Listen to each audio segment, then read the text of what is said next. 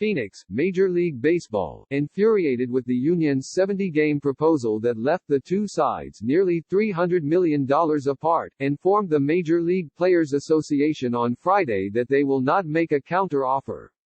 MLB has informed the association that it will not respond to our last proposal and will not play more than 60 games, Union Chief Tony Clark said in a statement. Our executive board will convene in the near future to determine next steps. Importantly, players remain committed to getting back to work as soon as possible.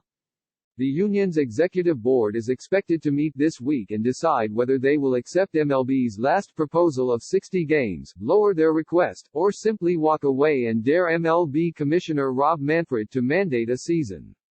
If Manfred implements a season, which would provide the players full pro rata pay, he has the right to determine the length of the schedule. One high-ranking official told USA Today Sports that he believes that Manfred would still mandate a 60-game schedule, and not as few as 48 games, while Manfred still holds out hope for a settlement. We're at the same place, Manfred said Thursday. We want to reach an agreement. We're doing everything necessary to find a way to play, hopefully by agreement. Several owners told USA Today Sports that they aren't willing to budge past 60 games, which guarantees the players $1.51 billion, but could foresee a scenario where an agreement could be reached on a 62-game schedule.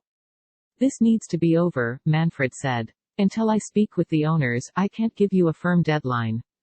MLB 2020, MLB considering ties for 2020 season as part of modified extra innings plan.